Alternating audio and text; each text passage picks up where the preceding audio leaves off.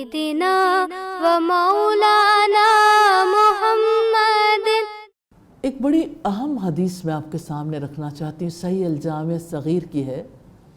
نبی صلی اللہ علیہ وسلم نے ارشاد فرمایا، الا انی اوتیت القرآن ومثلہ معہ، سن لو مجھے قرآن اور اس کے ساتھ اس کی مثل ایک اور چیز یعنی سنت عطا کی گئی ہے۔ یعنی جیسے قرآن ہے نا، ایسے ہی دوسری چیز بھی من جانب اللہ ہے، وہ آپ صلی اللہ علیہ وسلم کی اپنی جانب سے نہیں ہے، وہ بھی من جانب اللہ تعالیٰ کی جانب سے۔ تو یہ سنت جو ہے یہ دین کا ماخذ ہے، بیسک سورس ہے، کیونکہ جو سنت کے مطابق عمل نہیں کرے گا اس کا عمل ریجیکٹ کر دیا جائے گا۔ سیدہ عائشہ سے روایت ہے، نبی صلی اللہ علیہ وسلم نے فرمایا، من عمل عملا لیس علیہ امرنا فہو رد، جس نے کوئی ایسا عمل کیا جس پر ہمارا حکم نہیں ہے تو وہ عمل مردود ہے، غیر مقبول ہے، ریجیکٹڈ ہے۔ تو اگر کوئی سنت سے منہ موڑتا ہے، اعراض کرتا ہے، تو یہ ہلاکت اور رسوائی کا سبب ہے۔ رب العزت کا فرمان ہے، وَمَن يَعْصِ اللَّهَ وَرَسُولَهُ وَيَتَعَدَّ حُدُودَهُ يُدْخِلْهُ نَارًا خَالِدًا فِيهَا وَلَهُ عَذَابٌ مُّهِينٌ، اور جو اللہ اور اس کے رسول کی نافرمانی کرے گا اور اس کی حدود سے تجاوز کرے گا، اللہ تعالیٰ اسے آگ میں داخل کرے گا، وہ اس میں ہمیشہ رہے گا اور اس کے لیے رسوا کرنے والا عذاب ہے۔ استغفر اللہ۔ لہٰذا اس امر کی ضرورت ہے کہ ہم ایک ایک سنت کے بارے میں کانشیس ہوں۔ صبح بیدار ہونے سے لے کے رات سونے تک ایک دن میں کتنی سنتیں، اور پھر ویکلی امور کے حوالے سے، پھر منتھلی، پھر اسی طرح سے اینولی۔ کچھ کام ایسے ہوتے ہیں جو سال میں ایک ہی بار ہونے ہیں، اور کچھ کام ایسے ہیں جو ہفتہ وار ہیں، اور کچھ روزانہ ہونے والے امور ہیں۔ تو آپ صلی اللہ علیہ وسلم کی کتنی سنتیں ہیں جن پر ایک دن میں ہم عمل پیرا ہو سکتے ہیں۔ وہ سب سنتیں سیکھیے، اللہ تعالیٰ توفیق عطا فرمائے، اور دوسروں کو سکھائیے، کیونکہ نبی صلی اللہ علیہ وسلم نے فرمایا، اللہ تعالیٰ اس بندے کو تر و تازہ رکھے جس نے میری بات سنی، اسے یاد رکھا اور دوسروں تک پہنچایا۔ سنت کے بالکل بالمقابل دوسرا عمل ہے جو سنت کے مطابق نہیں ہے، خود ساختہ عمل ہے، اجر و ثواب کی نیت سے کیا جا رہا ہے، بدعت ہے۔ دین میں کیا گیا ہر نیا کام گمراہی ہے، بدعت ہے، ہر گمراہی آگ میں لے جانے والی ہے۔ بدعت کے بارے میں نبی صلی اللہ علیہ وسلم نے فرمایا، کل بدعت ضلالۃ، ہر بدعت گمراہی ہے، اور آپ نے اس سے قبل فرمایا، کل محدثۃ بدعۃ، دین میں ہر نئی بات گمراہی ہے، وکل بدعت ضلالۃ، اور ہر بدعت گمراہی ہے، وکل ضلالۃ فی النار، ہر گمراہی آگ میں لے جانے والی۔ تو نبی کی سنت کو چھوڑ کے خود ساختہ طریقے اختیار کرنا، خود ساختہ راستے اختیار کرنا کیا درجہ رکھتا ہے۔ اور اب دیکھیے کہ ہم ایک ایسے دور سے گزر رہے ہیں جہاں انسان کو اپنا ہی خدا بنا دیا گیا۔ ریلی جب قرآن حکیم میں پڑھتے تھے تب صورتحال اتنی کلیئر نہیں تھی جیسے اب کچھ عرصے سے یہ صورتحال زیادہ واضح ہوتی گئی۔ آپ نے بھی اللہ کی کتاب سے کتنے ہی لوگوں نے پڑھا ہوگا، افرائیت من اتخذ الہہ ہواہ، کیا آپ نے دیکھا ایسے شخص کو جس نے اپنی خواہش نفس کو اپنا معبود بنا لیا؟ من اتخذ الہہ ہواہ، جس نے اپنی خواہش نفس کو اپنا معبود بنا لیا۔ کیا خواہشات بھی معبود بن جاتی ہیں؟ یہ اللہ پاک کا ارشاد ہے۔ کہ جس کو خواہش سے محبت ہے، جو خواہش کے لیے اپنی صلاحیتیں لگاتا ہے، وقت لگاتا ہے، جو خواہش کے پیچھے بھاگتا ہے، جس کو خواہشات پورا کرتے کرتے رب ہی بھول جاتا ہے۔ تو بات ہے آج کے دور کی گمراہی کی، جہاں لوگوں کو سلوگن دے دیا گیا، میرا جسم میری مرضی۔ اب آپ سوچئے کہ اس چیز یہ مائنڈ سیٹ بن گیا ہے، کتنے ہی انسانوں کا مائنڈ سیٹ بن گیا کہ اس دنیا میں اپنی مرضی کرنے کے لیے آیا ہوں یا آئی ہوں۔ تو یاد رکھیے گا، ہم اپنی مرضی کرنے کے لیے نہیں آئے، کیونکہ ہم نے خود کو کریٹ نہیں کیا، ہم نے خود کو تخلیق نہیں کیا، ہمیں ہمارے رب نے بنایا ہے۔ اس نے ہماری زندگی کا طور طریقہ وضع کیا ہے۔ اگر ہم اس کے مطابق نہیں چلیں گے تو ہم کامیاب نہیں ہوں گے، ہم سے سیدھا راستہ چھوٹ جائے گا۔ اس وجہ سے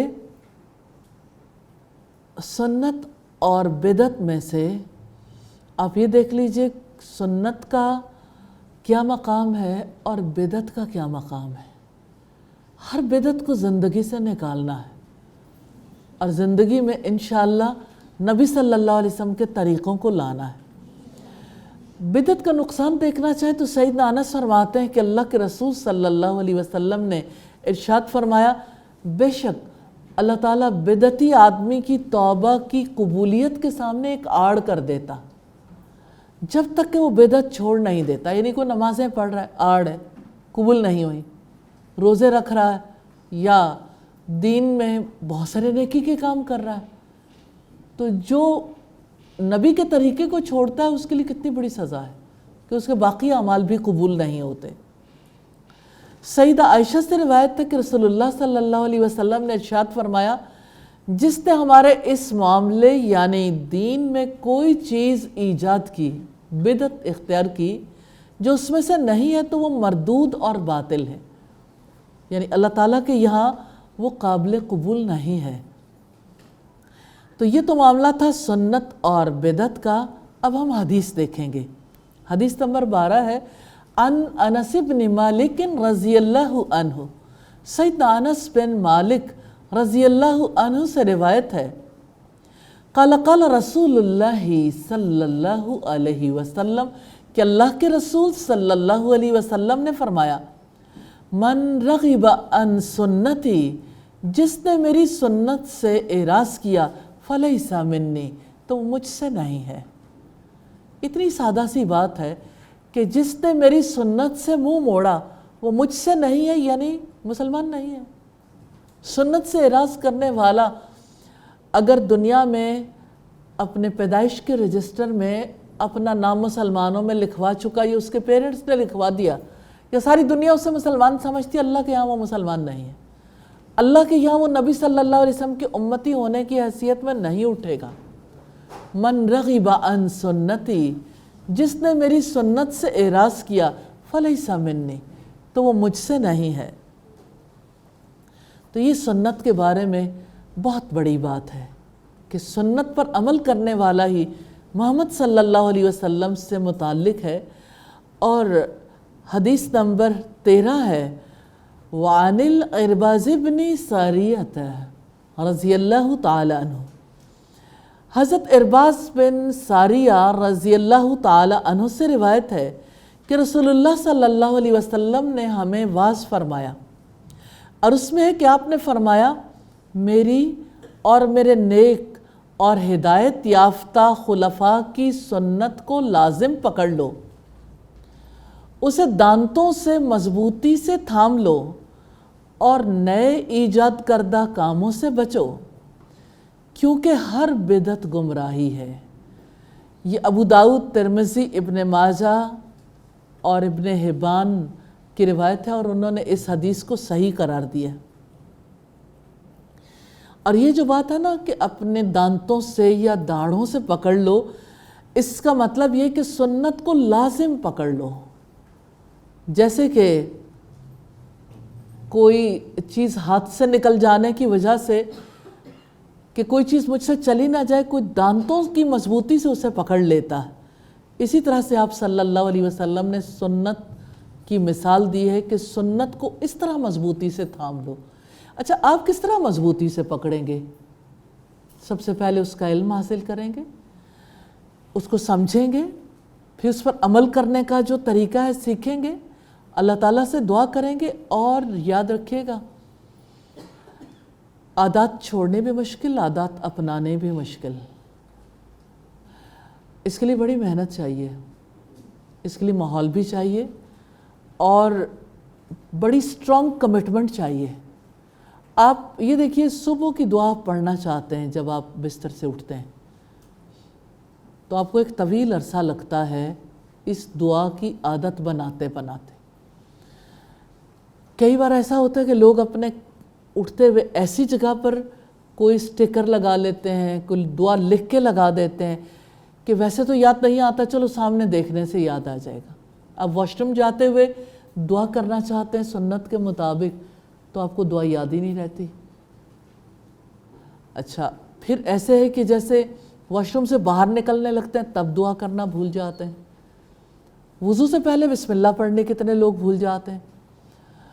کھانے سے پہلے بسم اللہ کتنے لوگ بھولتے ہیں۔ اور پھر آپ دیکھیں کہ بھول تو سکتے ہیں، نبی صلی اللہ علیہ وسلم نے وہ دعا بھی سکھائی ہے، جب کوئی بسم اللہ ابتدا میں پڑھنا بھول جائے تو جب اسے یاد آئے تو پھر کیا پڑھ لے۔ پھر آپ دیکھیے، جیسے آپ وضو کر لیتے ہیں تو دعا کرنا بھول جاتے ہیں۔ تو یہ یعنی میں صرف یہ کہنا چاہتی ہوں کہ اس کے لیے باقاعدہ ماحول چاہیے۔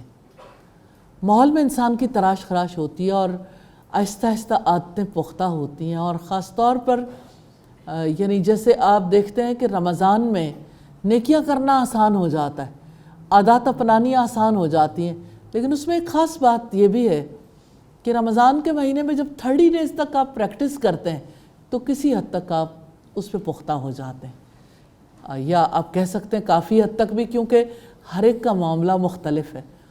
تو اتنی آسانی سے انسان سنتوں کو بھی نہیں سیکھ سکتا، کیونکہ پچھلی عادات ان لرن کریں گے تو پھر نئی عادات کو اپنا سکیں گے۔ آپ نے جوتا سیدھا پاؤں پہلے پہننا ہے، اب باتیں کرتے کرتے جوتا پہن رہے ہیں، نارملی اگر آپ دیکھیں گے تو بایاں پاؤں پہلے پہن رہے ہوں گے، کیونکہ عادت نہیں ہے، زندگی بھر سے اسی طرح سے پہنتے رہے۔ اسی طرح سے آپ جتنی سنتوں پہ غور کریں کہ رات کو سوتے ہوئے آپ نے دعا کر کے سونا تھا، سورہ الملک پڑھ کے سونا تھا، آپ نے دائیں طرف رخ کر کے سونا تھا، آپ نے بستر جھاڑنا تھا، آپ نے گال کے نیچے ہاتھ رکھنا تھا، کتنی کام ہے جو بھول جاتے ہیں، کیونکہ یہ ایسی سنتیں ہیں جن پر عمل کرنا یعنی بچپن میں ماں سکھا دے، ماں باپ سکھائیں، بہت آسان ہے، لیکن بڑے ہو کے ان کی عادت ڈالنا واقعتاً بہت مشکل کام۔ اس کے لیے ماحول کی بہت زیادہ ضرورت ہے تاکہ عادتیں اچھے طریقے سے پختہ ہو جائیں۔ مربی کی ضرورت ہوتی ہے، تربیت کرنے والے کی۔ اللہ تعالی ہمیں ایسا ماحول بھی دے اور ہر سنت پر عمل کرنے کی توفیق بھی عطا فرمائے۔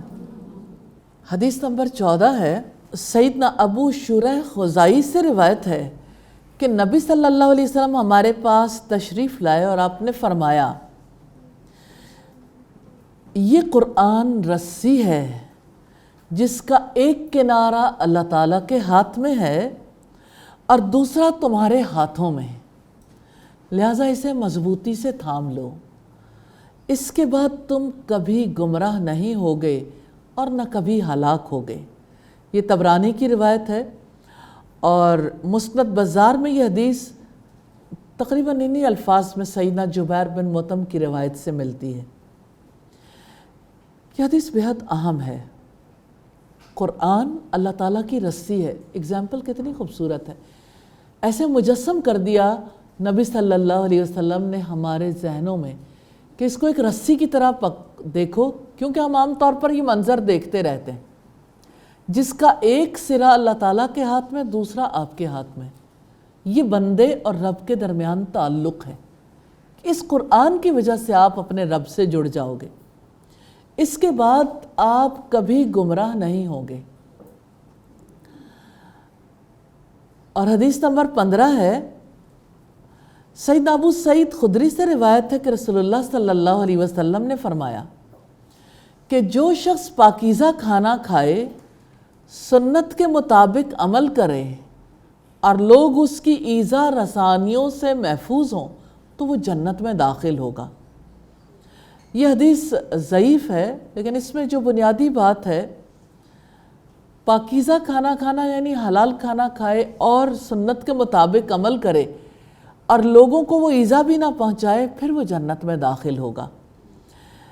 حدیث نمبر 16 ہے، سیدنا ابن عباس سے روایت ہے کہ رسول اللہ صلی اللہ علیہ وسلم نے حجۃ الوداع کے خطبہ میں ارشاد فرمایا تھا کہ میں تم میں وہ چھوڑ کے جا رہا ہوں، اگر مضبوطی سے تھام لوگے کبھی گمراہ نہ ہوگے۔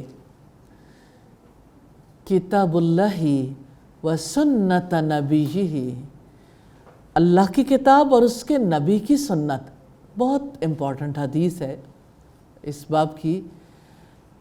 میں تم میں 2 چیزیں چھوڑے جا رہا ہوں، یعنی نبی صلی اللہ علیہ وسلم اب یہاں پہ نہیں ہے، ہمارے درمیان نہیں ہے، لیکن آپ ہمیں یوں ہی گمراہ ہونے کے لیے چھوڑ کر نہیں گئے، ہمارے ہاتھوں میں قرآن تھما کے گئے۔ کیا صدیوں کا سفر طے کر کے اللہ کی کتاب آپ کے پاس نہیں آئی؟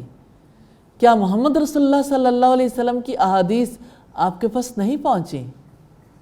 یقیناً پہنچی ہیں۔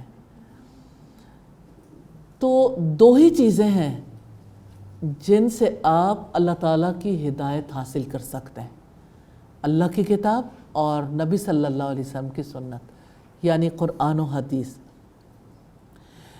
حدیث نمبر 17 ہے، سیدہ عائشہ سے روایت ہے کہ رسول اللہ صلی اللہ علیہ وسلم نے فرمایا، جو شخص ہمارے اس دین میں کوئی ایسی نئی بات پیدا کرے جو اس میں سے نہ ہو تو وہ مردود ہے۔ تو حضرت عائشہ نے یہ کہا کہ نبی صلی اللہ علیہ وسلم نے فرمایا، جو شخص ہمارے دین میں ایسی کوئی نئی بات پیدا کرے جو اس میں سے نہیں ہے تو وہ مردود ہے، یعنی وہ عمل تو ہے ہی، وہ شخص بھی ریجیکٹڈ ہے۔ استغفر اللہ۔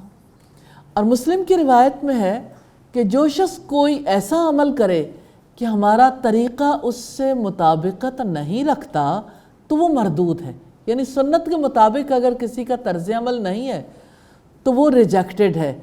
اور ابو داؤد کی روایت میں کہ جو شخص ہمارے طریقے کے خلاف کوئی کام کرے تو وہ مردود ہے، یعنی اللہ تعالیٰ کے یہاں ایسا ہر کام اور ہر فرد ریجیکٹ کر دیا جائے گا جو نبی صلی اللہ علیہ وسلم کے طریقے سے ہٹ کے چلتا یا کوئی نئی بات دین میں ایجاد کرتا ہے۔ بھئی ایجاد کرنے کے لیے اور میدان وسیع ہے، آپ کائنات پہ غور و فکر کریں، جتنی مرضی نئی ایجادات کریں، کوئی روکتا نہیں ہے، لیکن زندگی گزارنے کے اپنے طریقے تو ایجاد نہ کریں۔ جو اللہ تعالیٰ نے بتایا، آپ اللہ سے بڑھ کر کون حکیم ہو سکتا؟ تو نبی صلی اللہ علیہ وسلم نے جو کیا، جو کہا، من جانب اللہ ہے، اس لیے اس کو چھوڑا نہیں جا سکتا، اس کے مقابلے میں نیا دین تجویز نہیں کیا جا سکتا۔ اللہ تعالیٰ ہمیں سمجھ عطا کرے اور ہمیں اپنے نبی کی سنت کے مطابق چلنے کی توفیق عطا فرما دے۔ آمین ثم آمین۔ سبحانک اللہم و بحمدک، نشہد ان لا الہ الا انت، نستغفرک و نتوب الیک۔ السلام علیکم ورحمۃ اللہ وبرکاتہ۔ اللہم صلی علی سیدنا و مولانا محمد وعلی آلہ وعلی آلہ وصحبہ وبارک وسلم۔